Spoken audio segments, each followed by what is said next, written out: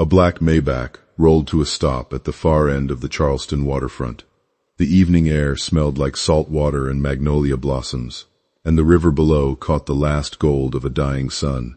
Serena Ashford stepped out, her heels clicking once against the pavement before she stopped them, choosing instead to walk, barefoot across the wooden dock planks, toward the man sitting alone at the water's edge. He wore a faded flannel shirt rolled to the elbows. His hands were darkened with engine grease. A wrench rested against his boot like it belonged there, like it had always belonged there. He did not look up when she approached. She stood over him for a moment, watching the river move, and then she asked the simplest question in the world, "Can I sit with you?" The man nodded without turning his head. She sat beside him. The dock creaked softly under her weight. Neither of them spoke. The river moved past in the dark, indifferent and ancient, and somewhere behind them, a shrimp boat engine grumbled low and slow through the channel. What Serena Ashford did not know was that the man beside her had quietly wired $19 million into her foundation over the past 4 years. And what the man beside her, Daniel Holt, did not know was that tonight, everything he had built in secret was about to be pulled into the open. Have you ever sat beside a stranger and had no idea they had already changed your life? 3 weeks before that dock, before that question, before any of it, Daniel Holt woke at 5 in the morning in a small craftsman house on James Island, South Carolina. He left a note on the kitchen counter for his son, Owen, age 7, and drove across the bridge into Charleston, where he ran a single-slip boat repair operation out of a rented space at Shem Creek Marina. His hands were skilled, his rates were fair. His neighbors assumed he was a divorced man who had drifted south from somewhere in the Nove, Carolinas, and Daniel never said otherwise. What no one in Charleston knew was that Daniel Holt had spent 12 years as a structural, finance attorney, and private equity advisor in Boston. By 34, he had structured deals worth over $3 billion for a firm on Boylston Street. His wife, Miriam, had been a neonatal nurse at Boston Children's Hospital. She had grown up in Charleston, the daughter of a hardware store owner, and she used to say that the best thing money could do was go somewhere it was needed before anyone had time to argue about it. Miriam died of a sudden cardiac event while on shift at the hospital. Owen was 2 years old. Daniel drove her body home to Charleston, where her family buried her in the churchyard on Folly Road.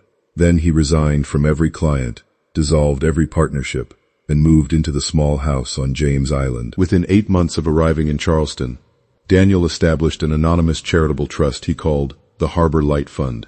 The name came from a watercolor Miriam had painted of the Sullivans' Island Lighthouse during their first trip to Charleston together. It hung now above Owen's bed. The Harbor Light Fund distributed grants to 11 nonprofit organizations, all focused on children without stable homes. The single largest recipient was the Ashford Rise Foundation, a Charleston-based organization that operated shelters and transitional housing for orphan children and women leaving dangerous situations. Daniel had chosen Ashford Rise because Miriam, in the last year of her life, had talked about it almost every week. She had even written the organization's name on a notepad beside the hospital phone. He found that notepad after she was gone and kept it in his desk drawer, still in her handwriting. That afternoon, Daniel picked up Owen from Laurel Hill Primary at 3 o'clock. Owen was small for his age, loud when he was happy, and quieter than most adults when he was thinking. He climbed into the truck holding a drawing he had made at school. It showed a man and a boy standing on a dock with a pelican sitting between them. "The pelican is our friend," Owen said seriously. "He does visit a lot," Daniel agreed. They stopped for shaved ice on the way home and sat on the dock behind the house, watching the tide come in. Daniel kissed the top of Owen's head and told him what he told him every evening. "You are the reason I do everything I do." Owen nodded like this was reasonable information and went back to his shaved ice. That night, after Owen was asleep, Daniel sat at the kitchen table with his laptop and pulled up the quarterly reports for the Ashford Rise Foundation, reports forwarded through his legal intermediaries as a condition of his continued giving. Something had been troubling him for months. 2 residential construction projects funded through Harbor Light grants, homes for children in rural South Carolina, had been listed as in progress for 19 months, with no supporting documentation, no permits, no contractor names, no inspection records. He opened a private file and made a note. He did not yet have proof, but the feeling in his chest was one he recognized from 12 years of reading financial structures for hidden risk. The feeling that someone was lying about where the money had gone. But what he didn't know was that the lie was far larger than he could yet imagine. Across Charleston, in a glass-fronted office, on the top floor of a converted warehouse on East Bay Street, Serena Ashford was 27 days away from the most important night of her professional life. Serena had founded Ashford Rise 7 years ago, at age 28, with a business degree from the University of South Carolina and a childhood she rarely discussed. She had been placed in foster care at age 5, cycled through 6 homes before she turned 13, and aged out of the system at 18 with a duffel bag, a library card, and $900. She had built Ashford Rise from that starting point with a ferocity that the local press called visionary and her staff called terrifying, with affection. The foundation's annual gala was 3 weeks away. The Lighthouse Evening, held each year at a renovated venue on the waterfront, was the foundation's single largest source of annual revenue. This year, Serena needed it to raise $1.8 million to maintain all 5 residential shelters through the next fiscal year. Venue, catering, donor coordination, media, sponsor packages. Serena managed most of it herself, alongside a team of 6, and one person she trusted more than anyone else in the building. Thomas Pell had been the foundation's chief financial officer for 5 years. He was 42, polished, precise, and never visibly rattled. Serena had hired him after their first 15-minute meeting and never once questioned a number he put in front of her. He handled every dollar that moved through Ashford Rise. Can you imagine trusting someone that completely and being that completely wrong? That morning, Serena drove to Shem Creek Marina to inspect the outdoor terrace she had booked for the gala's opening reception. When she arrived, Daniel was on his knees beside a center console, replacing a fuel line coupling. Thomas stepped out of the foundation's car, looked at Daniel, and waved a hand. You'll need to move your equipment.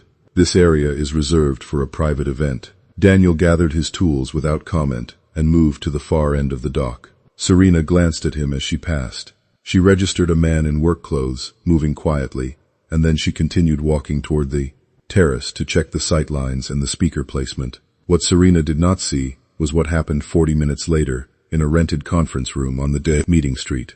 Thomas Pell sat across from 2 men in expensive wool suits. The arrangement between them had been running for 2.5 years. Thomas would generate phantom vendor invoices under the foundation's A's construction accounts, route the corresponding payments through shell companies he controlled across Delaware and the British Virgin Islands, and split the extracted funds with his partners at a ratio of 60-40 in his favor. Over 30 months, he had moved $9.4 million out of the Ashford Rise Foundation. He knew the foundation had a large anonymous donor. He had tried twice to identify the source, and failed both times. As long as the Harbor Light Fund kept sending money, and the donor stayed invisible, Thomas believed he was safe. That belief began to crack 6 days later, when Serena received a formal written request through certified mail from the Harbor Light Fund's legal representative. The letter requested a complete, independent financial audit of the Ashford Rise Foundation before the gala. It was polite, brief, and non-negotiable. Serena read it twice, found nothing alarming, and forwarded it to Thomas. Thomas read the same letter standing at his desk and felt the ceiling drop 3 inches. 8 days before the gala, Serena held a donor preview reception at the foundation's waterfront office. The terrace overlooked the harbor. Late afternoon light made the water look copper and clean. It was the kind of evening designed to make generosity feel effortless. Daniel had come to the marina that same afternoon to finish a hull inspection for a client docked, 1 slip over from the reception venue. He did not know the event was happening until he walked past the terrace entrance, carrying a flashlight and a clipboard. Thomas saw him first. He set his drink on the railing and raised his voice. "Excuse me, this is a private event. Are you lost, or are you looking for somewhere to apply for work?" Laughter moved through the nearest cluster of guests. A man in a linen blazer shook his head with visible amusement. 2 women near the door exchanged a glance. A city alderman turned slightly away, as if distance might separate him from the situation. Daniel stopped. He looked at Thomas. His expression did not shift. There was no embarrassment, No heat in his face, no flinch. He held the look for exactly 3 seconds, long enough for Thomas's smile to lose a fraction of its certainty, long enough for something in the air between them to change. And then he turned and walked away. Not quickly, not with his shoulders pulled in. He walked the way a man walks when he has already decided the people behind him are not worth the energy of a response. Serena stood 9 feet from the exchange. She watched Daniel leave with the detached calm she might give a minor scheduling conflict. He was not her concern. She returned to her conversation, but someone else on her staff had been watching more carefully. Billionaire was 26, a junior program analyst, 4 months into her role at the foundation. She had been standing near the terrace railing when Thomas humiliated the man from the dock. She had seen people absorb public embarrassment before. They reddened, or they flinched, or they left the room with their eyes down. This man had done none of those things. His stillness was not the stillness of someone absorbing a blow. It was the stillness of someone who simply did not require the room's approval. She watched him go, and then she noticed something on the table beside Thomas's portfolio, a manila folder, half covered by a cocktail napkin. The label on the tab read, Harbor Light Fund, Internal Correspondence. Priya looked around, then photographed the label with her phone, before Thomas returned to the table. 4 days before the gala, the foundation's financial management server failed without warning. Donor records, grant tracking files, and gala logistics all went offline. The internal IT team could not restore access. Serena needed those records for the compliance packet the anonymous donors' legal team had requested.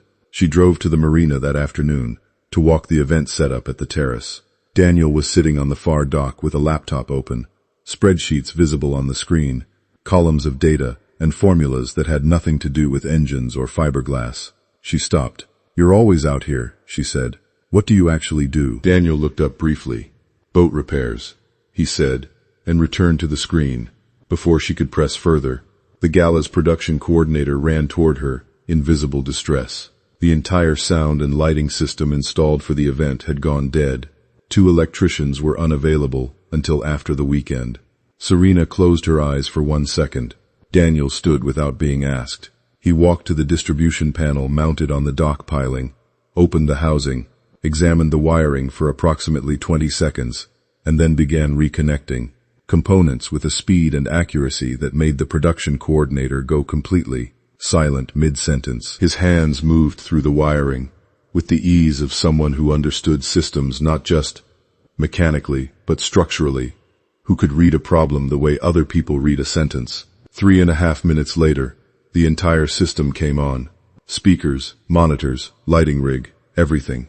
Daniel closed the panel, wiped his hands on his jeans, and sat back down at his laptop. The coordinator looked at Serena.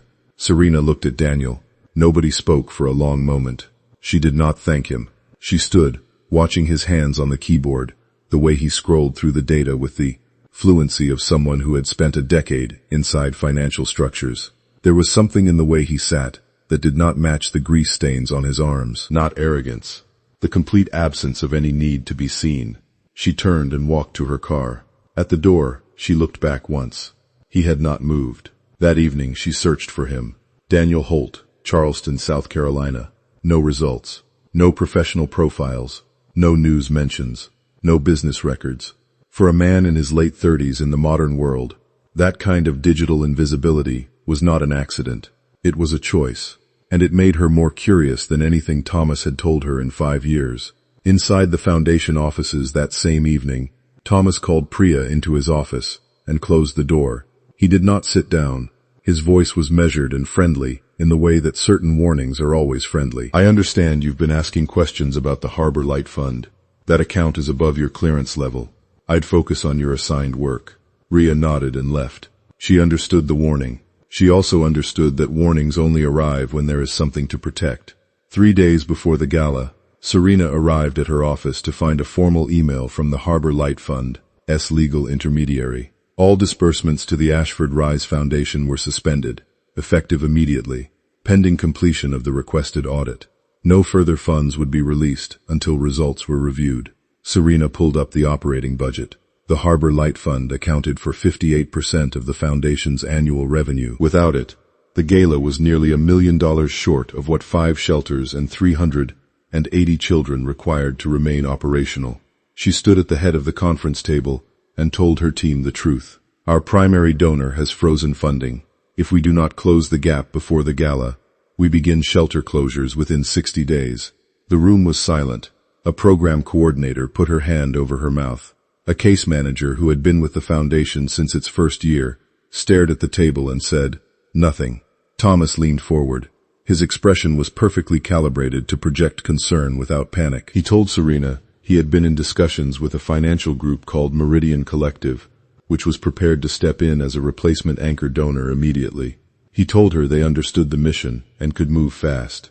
What Thomas did not say was that Meridian Collective was a shell entity he controlled, and that, routing gala proceeds through it, would allow him to extract another $4 million before the audit concluded. That same evening, Priya found Daniel at the marina.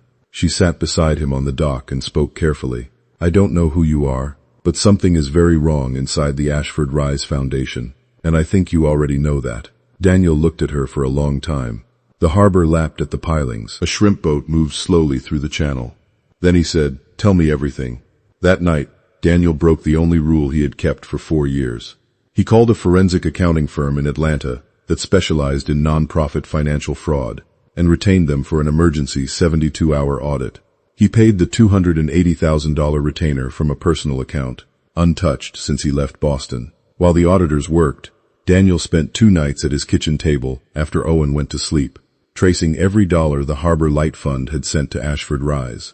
The pattern recognition that had once made him exceptional in Boston now turned toward a different kind of ledger. What he found was precise and layered. Thomas had created 6 shell companies across Delaware and the British Virgin Islands, routing funds through vendor payment accounts disguised as contractor fees. $9.4 million diverted. A second extraction planned immediately following the gala through Meridian Collective. Daniel copied the full documentation to a drive and gave it to Priya. "Get this to Serena," he said. "Tell her it's from someone who cares about the foundation. Don't use my name." Priya took the drive and asked no questions. Serena received the drive the next morning. Before she could open it, Thomas appeared in her doorway and told her that anonymous packages from unknown sources, arriving right before the most important night of the year, were not coincidences. They were sabotage. Serena put the drive in her desk drawer. That evening, Daniel came home to Owen sitting on the porch steps with a new drawing. 2 stick figures on a dock, a tall one and a small one, with a round yellow sun filling the top corner of the page. "That's us," Owen said. Daniel crouched down and studied it. "Best work you've ever done," he said. Owen threw his arms around his father's neck. They cooked dinner together. Owen told a long story about a lizard that had appeared in his classroom and which his teacher had handled with what Owen described as insufficient bravery. Daniel listened to every word. After Owen fell asleep, Daniel sat on the back porch with a small watercolor painting in his hands, the Sullivan's Island Lighthouse, painted in careful blue and white by a woman who had understood exactly what mattered. "I'm trying, Miriam," he said quietly to the dark. "I'm trying to finish what you started." Then he went inside, opened his laptop, and sent the complete documentation package to the FBI's Columbia field office. 2 days later, Serena finally opened the drive. She expected noise. Instead, she found a 61-page forensic audit, more rigorous than anything her own accountants had ever produced.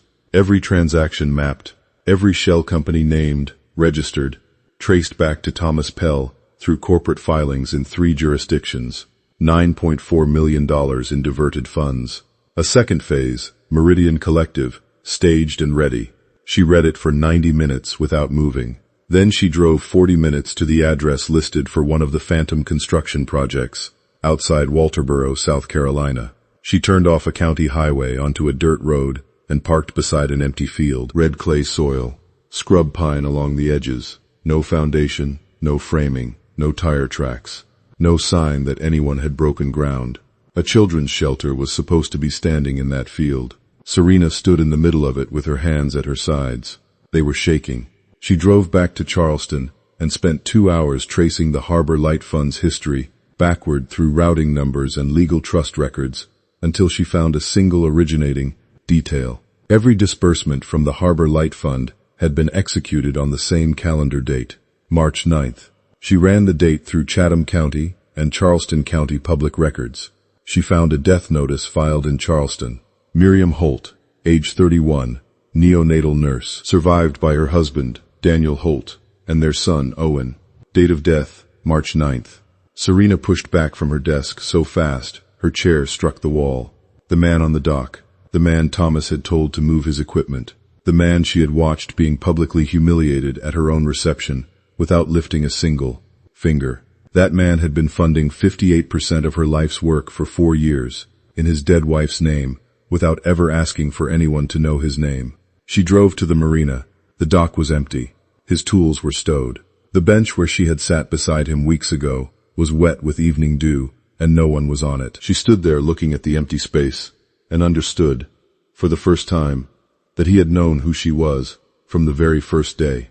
The gala venue on the Charleston waterfront had been transformed. White linens, low arrangements of white gardenia and Spanish moss, string lights across the ceiling beams. 400 guests filled the space. The harbor glittered through the open windows. A quartet played near the entrance. Thomas Pell stood at the podium in a charcoal suit and delivered his address with practiced warmth. He spoke about the Foundation's mission, about shelter walls and second chances. Then he paused and announced that Ashford Rise had secured a new anchor partner. Meridian Collective would be replacing the previous anonymous donor. Tonight marked a stronger, more transparent chapter. Serena sat in the second row and did not applaud. The ballroom doors opened. Daniel walked through them. He wore a plain black suit, no tie, no ornamentation. His hair was combed. His shoes were clean. He walked through 400 people with the quiet certainty of a man who had once sat in rooms far more powerful than this one, and had never needed anyone in those rooms to know his name. 300 heads turned. Thomas stopped speaking, then recovered. Security. Who authorized this? This event is not open to the public. I invited him. Serena's voice came from the second row, clear and final as a closing door. She stood, walked to the stage, stepped past Thomas, and adjusted the microphone.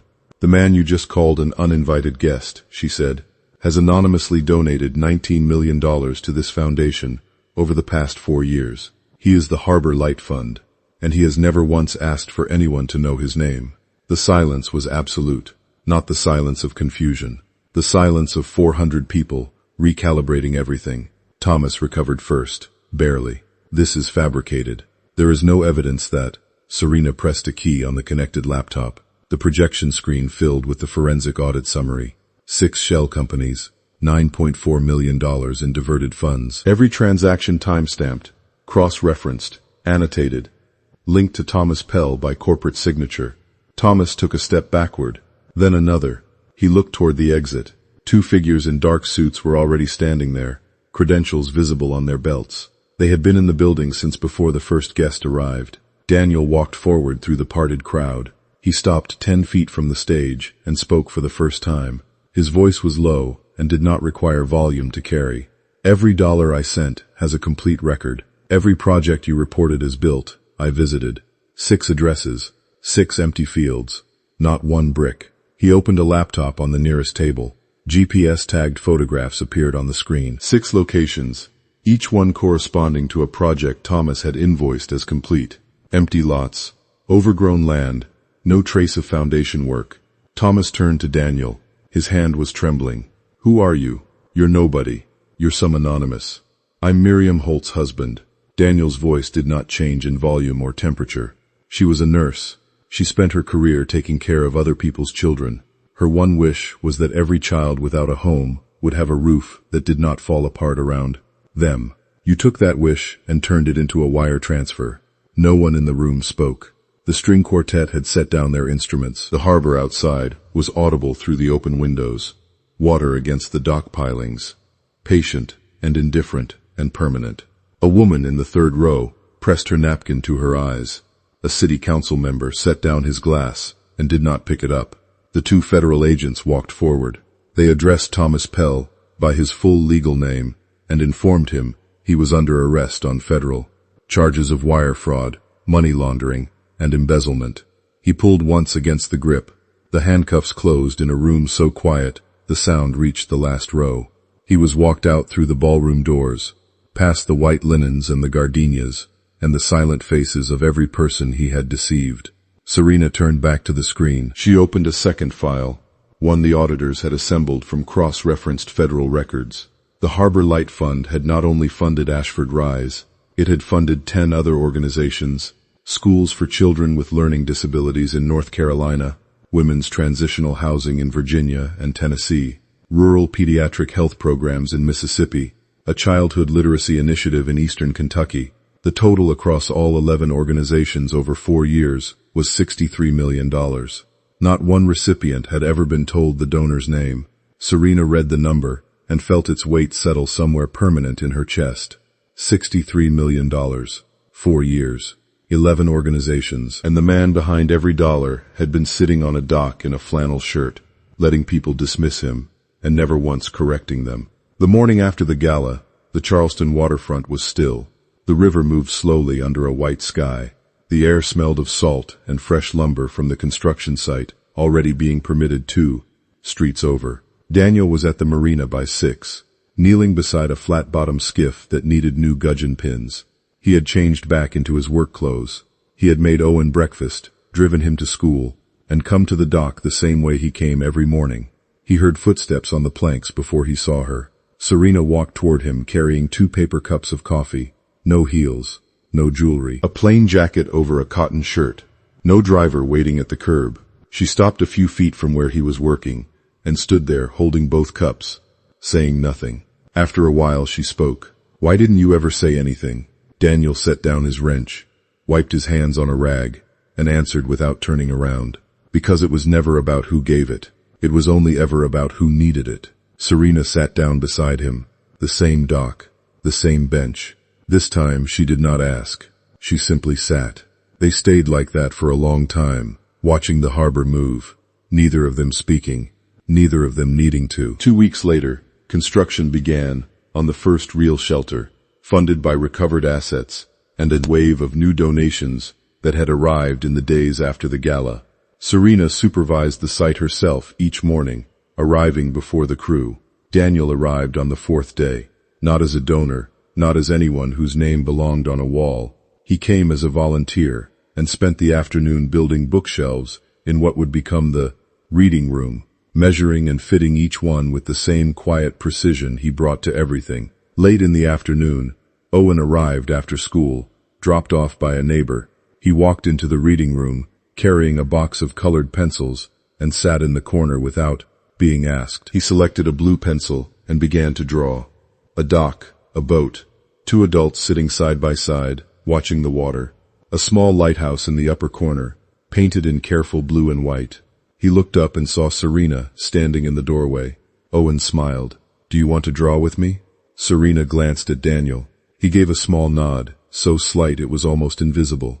She sat down beside Owen on the floor of the unfinished room that smelled of fresh-cut lumber and new paint, and she picked up a pencil, and for the first time in a very long time, she did not know what came next, and she did not mind.